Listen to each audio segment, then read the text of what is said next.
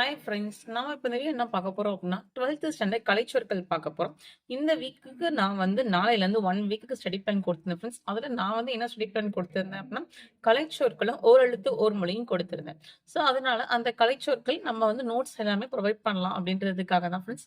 நான் 6th to 11th already video போட்டுட்டோம். இப்ப நம்ம 12th பார்த்துட்டு இருக்கோம். ஸோ, இப்போ அதெல்லாம் இப்போ சிலபஸ் மாறுச்சுல ஃப்ரெண்ட்ஸ். அதில நம்ம கலைச்சொற்கள் ரொம்ப ரொம்ப இம்பார்ட்டன்ட். அதனால தான் ஃபர்ஸ்ட் நான் கலைச்சொற்கள் எடுத்திருக்கேன்.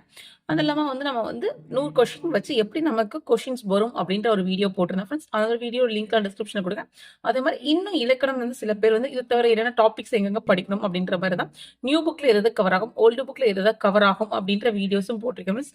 அதோட லிங்க்கும் டிஸ்கிரிப்ஷன்ல கொடுக்குறேன். வேணா பார்த்துக்கோங்க ஃப்ரெண்ட்ஸ். ஓகே, பார்க்கலாம். ஃபர்ஸ்ட் வந்து சப்ஸ்கிரிப்ஷன் அப்படின்னு கொடுத்துருக்காங்க. சப்ஸ்கிரிப்ஷன் அப்படின்னா என்ன அப்படின்னா உறுப்பினர் கட்டணம் அப்படின்னு சொல்லுவாங்க. சப்ஸ்கிரிப்ஷன் அப்படின்னா உறுப்பினர் கட்டணம் அப்படின்றது. ஃபிக்ஷன் அப்படின்னா புனைவு. ஆக்சுவலா இதுதான் இப்ப நம்ம குரூப் 4ல கேட்டிருந்தாங்க ஃப்ரெண்ட்ஸ். நமக்கு ஃபிக்ஷன்னா என்னன்னு கேட்டிருந்தாங்க. புனைவு. பயோகிராஃபி அப்படின்னா வாழ்க்கை வரலாறு நமக்கு தெரியும். இப்போ ஆட்டோபயோகிராஃபி அப்படின்னு சொல்லுவோம். ஸோ பயோகிராஃபி அப்படின்னா வாழ்க்கை வரலாறு அப்படின்றது. அவ்யூ அப்படின்னா காப்பகம் அப்படின்னு சொல்லுவாங்க. மானுஸ்கிரிப்ட் அப்படின்னா கையெழுத்து பிரதி அப்படிம்பாங்க. ஸோ மானுஸ்கிரிப்ட் அப்படின்னா கையெழுத்து பிரதி அப்படின்னு சொல்லுவோம்.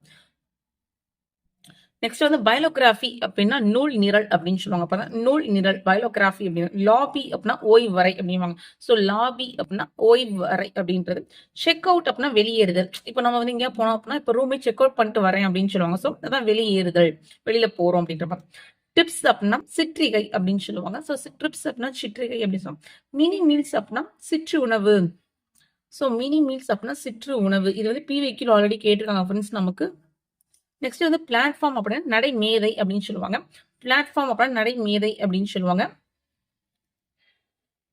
நெக்ஸ்ட் வந்து ட்ரெயின் ட்ராக் அப்படின்னா இரும்பு பாதை அப்படின்னு சொல்லுவாங்க. ஏன் அப்படின்னா பாதை அப்படின்றது பார்த்தோம் அப்படின்னா ட்ராக் சொல்லுவாங்க. ட்ரெயின் அப்படின்னா நமக்கு இரும்பு தெரியும். ஸோ இரும்பு பாதை, ஏன்னா அது இரும்புல தானே இருக்கு. நெக்ஸ்ட் வந்து ரயில்வே சிக்னல் அப்படின்னா தொடர் வண்டி வழிக்குறி அப்படின்றாங்க. ஏன்னா ரயில்வே வந்து நான் ரயில்வே நேரா போயிட்டே இருக்கேன். தொடர் வண்டின்னு சொல்றாங்க. சிக்னல் அப்படின்னா வழிக்குறி. ஏன் அப்படின்னா வழிகாட்டுற மாதிரி நமக்கு இருக்கு. ஸோ வழிக்குறி அப்படின்றாங்க. டிக்கெட் இன்ஸ்பெக்டர் அப்படின்னா பயணச்சீட்டு ஆய்வர் அப்படிம்பாங்க. ஏன் அப்படின்னா அந்த பயணச்சீட்டு டிக்கெட்னா நமக்கு வந்து நம்ம டிக்கெட் வாங்கிட்டு நம்ம பயணம் பண்றோம். ஸோ அதனால பயணச்சீட்டு ஆய்வர் அப்படின்னு சொல்றாங்க. லெவல் கிராசிங் அப்படின்னா இரும்பு பாதையை கடக்கும் இடம். லெவல் கிராசிங் சொல்லுவாங்க தெரியுமா? இப்ப ட்ரெயின் லெவல் கிராசிங்ல இருக்கு அப்படின்னு சொல்லுவாங்க. அதான் சொல்றோம் இரும்பு பாதையை கடக்கும் இடம். மெட்ரோ ட்ரெயின் அப்படின்னா மாநகர தொடர்வண்டி. ட்ரெயின் அப்படின்னா தொடர்வண்டி தெரியும். மெட்ரோ அப்படின்னா மாநகரம் அப்படின்னு சொல்றாங்க. ஏன் அப்படின்னா சென்னையில மெட்ரோ இருக்கு. ஸோ சென்னை வந்து மாநகரம் தானே. ஸோ மாநகர தொடர்வண்டி அப்படின்னு சொல்லுவாங்க. அரைவல் அப்படின்னா வருகை அப்படின்னு சொல்லுவாங்க. ஏன் அப்படின்னா இப்ப ட்ரெயின் வந்து எப்ப அரைவல் ஆகுது, பஸ் எப்ப அரைவல் ஆகுது, இல்லை அவங்க எப்ப வருவாங்கன்னு கேட்போம் பாத்தீங்களா? அதான் அரைவல் அப்படின்னா வருகை அப்படிமா. டிபாச்சர் அப்படின்னா புறப்படு, அதாவது புறப்பாடு. ஆக்சுவலா வந்து எப்ப டிபாச்சர் ஆகுது, ஆனா எப்ப கிளம்புது. இப்போ நீங்க ஃபிளைட்டோ ட்ரெயினோ போனீங்கன்னா இப்போ நீங்க ட்ரெயின் டிக்கெட் போட்டிருந்தீங்கன்னா காமிக்கும் ஃப்ரெண்ட்ஸ். எல்லாம் அரைவல் டைம் காமிப்பாங்க, டிபாச்சர் டைமும் போட்டிருக்கும். அதான் அரைவல் அப்படின்னா வருகை, டிபாச்சர் அப்படின்னா புறப்பாடு அப்படின்னு சொல்லுவாங்க. புறப்படும். நெக்ஸ்ட் வந்து கான்வியர் பெல்ட் அப்படின்னா வந்து உறுதிப்பட்டை அப்படின்னு சொல்றாங்க. டேக் ஆஃப் அப்படின்னா வானூர்தி கிளம்புதல் அப்படின்னு சொல்றாங்க. ஸோ டேக் ஆஃப், இப்போ வந்து ஃபிளைட் வந்து டேக் ஆஃப் ஆகுது அப்படின்னு சொன்னா வானூர்தி கிளம்புதல் அப்படின்றது. பாஸ்போர்ட் அப்படின்னா கடவுச்சீட்டு. இப்போ நம்ம 11th பார்த்தோம். பாஸ்போர்ட் அப்படி கடவுச்சிட்டீங்க அப்படின்னா பாஸ்போர்ட் இருந்தால் தான் நமக்கு வந்து ஒரு சீட்டு மாறும். ஸோ அதனால கடவுச்சீட்டு அப்படின்னு சொல்றாங்க. விசா அப்படின்னா நுழைவு இசைவு அப்படின்றாங்க. ஏன் அப்படின்னா பாஸ்போர்ட்ல அதுலயும் விசா இருந்தால் தான் நம்ம அந்த நாட்டுக்கு போக முடியும். அதான் நுழைவு இசைவு, நுழையிறதுக்கு நமக்கு விசா வேணும். ஸோ நுழைவு இசைவு அப்படின்றோம். டொமஸ்டிக் ஃபிளைட் அப்படின்னா உள்நாடு வானூர்தி. ஏன்னா அப்படின்னா வந்து இன்டர்நேஷனல் ஃபிளைட் டொமஸ்டிக் ஃபிளைட் அப்படின்னு சொல்லுவாங்க. ஸோ உள்நாடு வானூர்தின்னு சொல்லுவாங்க. ஸோ அதான் வந்து ஃபிளைட் வானூர்தி. டொமஸ்டிக் அப்படின்னா உள்நாடு வானூர்தி. அஃபிடாவிட் அப்படின்னு பார்த்தோம் அப்படின்னா வந்து அஃபிடாவிட் அப்படின்னா வந்து ஆணை உறுதி ஆவணம் அப்படின்னு சொல்றாங்க. ஸோ ஆவணம் எப்படி இருக்கணும் அப்படின்னா உறுதி இருக்கணும். ஆணை உறுதி ஆவணம் அப்படின்னு சொல்றாங்க. நெக்ஸ்ட் வந்து அலிகேஷன் அப்படின்னா சாட்டுரை அப்படின்னு சொல்றாங்க. ஸோ வந்து சாட்டு இப்போ வந்து நம்ம ஒன்று சொல்லும் போது அந்த அலிகேஷன் அப்படின்னா அதை தெரிந்து சொல்றோம் பார்த்தீங்களா, அதான் சாட்டுரை அப்படின்னு சொல்றாங்க. நெக்ஸ்ட் வந்து கான்விக்ஷன் அப்படின்னு பார்த்தோம் அப்படின்னா தண்டனை. ஸோ தண்டனை, கான்விக்ஷன் இதெல்லாம் வந்து கோர்ட் டேர்ம்ஸ் வரும் ஃப்ரெண்ட்ஸ். அலிகேஷன் அப்படின்னா சாட்டுரை, நம்ம அதை தெரிந்து சொல்றோம் அப்படின்ற மாதிரி. அது மாதிரி கான்விக்ஷன் அப்படின்னா தண்டனை அப்படின்றது. அஃபிடவிட் அப்படின்றது எல்லாமே வந்து இதெல்லாம் வந்து கோர்ட் இதுல வர்ற மாதிரி வரும். நெக்ஸ்ட் பாருங்க நமக்கு என்ன கொடுத்திருக்காங்க அப்படின்னா ஜூரிஸ்டிக்ஷன் கொடுத்தாங்க, அதிகார எல்லை அப்படின்றாங்க. பாருங்க ஜூரிஸ்டிக்ஷன் அப்படின்னா அதிகார எல்லை அப்படின்னு கொடுத்தாங்க. பிளான்டிஃப் அப்படின்னா இது வந்து டிஃப். பிளான்டிஃப் அப்படின்னா வாதி, அந்த வாதி பிரதிவாதி அப்படின்னு சொல்லுவாங்க பார்த்தீங்களா? ஸோ இதெல்லாமே கோட் டேர்ம்ஸ் தான் நமக்கு. பிளான்டிஃப் அப்படின்னா வாதி அப்படின்னு சொல்லிட்டு நீங்க ஏதாவது இன்டர்நேஷனல் சீரிஸ் இல்லாட்டி வந்து இங்கிலீஷ் சப்டைட்டில் வச்சு நீங்க பார்த்தீங்க அப்படின்னா அவங்க கொடுத்துருப்பாங்க. இந்த மாதிரி இந்த வேர்ட்ஸ்லாம் நாங்கள் யூஸ் பண்ணியிருப்பாங்க. ஆர்டிஸ்ட் அப்படின்னா வந்து கவின் கலைஞர்கள். ஆக்சுவலாக கலைஞர்கள்னாவே ஆர்டிஸ்ட் தான், அது வந்து கவின் கலைஞர்கள் அப்படின்னு கொடுத்துருக்காங்க. அனிமேஷன் அப்படின்னா இயக்குப்படம். ஏன் அப்படின்னா அனிமேட்டட் மூவிஸ் அப்படின்னு சொல்லுவாங்க பார்த்தீங்களா, பொம்மை படம். ஸோ அதான் இயக்கு மூவி, இயக்கு படங்கள். ஸோ அதான் இயக்குறாங்கல்ல, ஸோ இயக்கு படங்கள் அப்படின்றாங்க. நெக்ஸ்ட் வந்து நியூஸ் ரீல் அப்படின்னா செய்தி படம். நமக்கு நியூஸ்ல தெரியும் செய்தி படம் அப்படின்றது. நெக்ஸ்ட் வந்து சினிமோட்டோகிராஃபி அப்படின்னா ஒளிப்பதிவு. ஏன் அப்படின்னா வந்து இப்போ வந்து ஒரு படம் பார்த்தோம் அப்படின்னா ஒரு சீன் சூப்பரா இருக்கு, அந்த சினிமாட்டோகிராஃபி யாரு அப்படின்னா ஒளிப்பதிவு. நமக்கு வந்து பதிவு பண்ணி கொடுக்குறாங்க அந்த ஒளியை. ஸோ ஒளிப்பதிவு அப்படின்றது. சவுண்ட் எஃபெக்ட்ஸ் அப்படின்னா ஆக்சுவலா இந்த ஒளி வந்து லைட் வந்துடும் ஃப்ரெண்ட்ஸ், இந்த ஒளி சவுண்ட் வந்துடும்.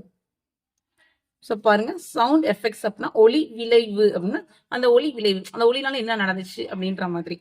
நெக்ஸ்ட் வந்து மல்டிப்ளெக்ஸ் காம்ப்ளெக்ஸ் அப்படின்னும் போது ஒருங்கிணைந்து திரையரங்கு வளாகம், அதாவது மல்டிபிள் காம்ப்ளெக்ஸ். இப்போ நம்ம சொல்றோம் பாத்தீங்களா, மால் அப்படின்னு சொல்றோம் பாத்தீங்களா, அதான் சொல்றாங்க மல்டிபிள் காம்ப்ளெக்ஸ் அப்படின்னா ஒருங்கிணைந்து திரையரங்கு வளாகம். நிறைய இருக்கும் காம்ப்ளெக்ஸ், நிறைய இருக்கும். இப்போ நீங்க ஒரு மால் போனீங்க அப்படின்னா அதில் ஷாப்பிங் பண்ணலாம். அதே மாதிரி நிறைய தியேட்டர்ஸ் அந்த மாதிரி நிறைய இருக்கும் பாத்தீங்களா, அதான் இங்க சொல்றாங்க. டெபிட் கார்டு அப்படின்னா பற்று அட்டை. So debit card credit card நல்லா பார்த்துக்கோங்க ஃப்ரெண்ட்ஸ். டெபிட் கார்டுனா பற்று அட்டை, கிரெடிட் கார்டுனா கடன் அட்டை. ஸோ நல்லா பார்த்துக்கோங்க. டிமாண்ட் டிராஃப்ட் அப்படின்னு கேப்பு வரை ஓலை அப்படிம்பாங்க. ஸோ டிடி அப்படின்னா என்ன, டிமாண்ட் டிராஃப்ட் அப்படின்னா கேப்பு வரை ஓலை அப்படின்னு சொல்றாங்க. வித்ட்ராவல் ஸ்லிப் அப்படின்னா திரும்ப பெறல் படிவம். ஏன்னா வித்ட்ராவல்னா திரும்பி வர வாங்கிக்கிறதா. ஸோ திரும்ப பெறல் படிவம் அப்படின்னு சொல்றாங்க. ஸோ பாருங்க, டெல்லர் அப்படின்னா விரைவு காசாளர். ஸோ பாருங்க, டெல்லர் அப்படின்னா விரைவு காசாளர். இதெல்லாம் வந்து பேங்க் ரிலேட்டட் நல்லா பார்த்துக்கணும். டெபிட் கார்டுனா பற்று அட்டை, கிரெடிட் கார்டுனா கடன் அட்டை வந்துடும். டிமாண்ட் டிராஃப்ட் டிடி அப்படின்னா கேப்பு வரை ஓலை. வித்ட்ராவல் ஸ்லிப் அப்படின்னா திரும்பி பெறல் படிவம். டெல்லர் அப்படின்னா விரைவு காசாளர். ஸோ டெல்லர் டெல் டக்குன்னு நம்ம கேட்கமா, டக்குன்னு வந்து விரைவா பணம் வருதான் பார்த்துக்க, விரைவு காசாளர்.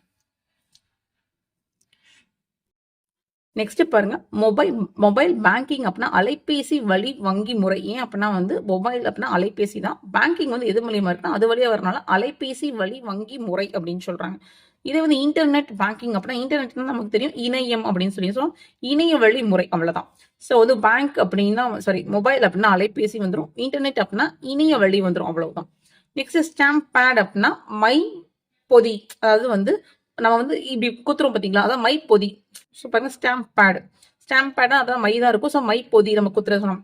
ஸ்டாப்லர் அப்படின்னா கம்பி தைப்பு கருவி. ஏன் அப்படின்னா ஸ்டாப்லர் நம்ம பிரிண்ட் பண்றோம்ல, அதான் சொல்றாங்க அதுல கம்பி தான் இருக்கும். ஸோ அதனால வந்து கம்பி தைப்பு கருவி, நம்ம வந்து அதை வந்து நல்லா ப்ரெஸ் பண்றோம். ஸோ அதனால தைப்பு கருவி அப்படின்னு சொல்றேன்.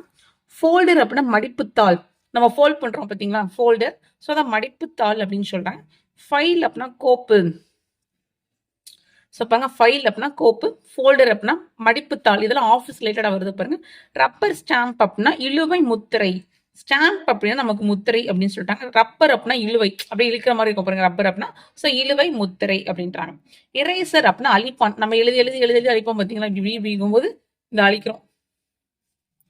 ஸோ அதான் இரேசர் அப்படின்னா அழிப்பான் அப்படின்னு சொல்றாங்க ஃப்ரெண்ட்ஸ். ரப்பர் அப்படின்னா வந்து ஸ்டாம்ப், இழுவை முத்திரம், இது முத்திரை. இதுதான் நமக்கு 12th கொடுத்திருக்க கலைச்சொற்கள் ஃப்ரெண்ட்ஸ். இவ்வளவுதான் நமக்கு கொடுத்துருக்காங்க 12th. அடுத்து நம்ம அட்வான்ஸ் தமிழ் பார்த்துட்டு அடுத்து நம்ம வந்து கவர்மெண்ட் மெட்டீரியல் இருக்க கலைச்சொற்களை பார்க்கலாம். கவர்மெண்ட் மெட்டீரியல் வெறும் 2 pages 2.5 pages தான் கிட்டத்தட்ட கொடுத்துருந்தாங்க ஃப்ரெண்ட்ஸ். கொஞ்சம் கம்மியாக தான் இருந்துச்சு. ஸோ நம்ம அதெல்லாம் ஃபர்தராக வீடியோஸ் பார்க்கலாம். கொஞ்சம் இந்த வீடியோ வந்து சப்போர்ட் பண்ணுங்க ஃப்ரெண்ட்ஸ். கொஞ்சம் லைக் பண்ணுங்க ஃப்ரெண்ட்ஸ்க்குலாம், முடிஞ்ச ஷேர் பண்ணுங்க ஃப்ரெண்ட்ஸ். சேனல் வந்து ஷேடோ பேன் இருக்கனால எனக்கு வியூஸும் அதுக்கப்புறம் வந்து சப்ஸ்கிரைபரும் கட் ஆகிட்டே வருது. அதுவும் வந்து ஷேடோ பேன் வந்து யூடியூபா சரியா பண்ணாத வரைக்கும் சரி பண்ணவே முடியாதுன்னு சொல்றாங்க. அது எப்படி ஆச்சுன்னு தெரியல. ஸோ கொஞ்சம் சப்போர்ட் பண்ணுங்க ஃப்ரெண்ட்ஸ். தேங்க்யூ.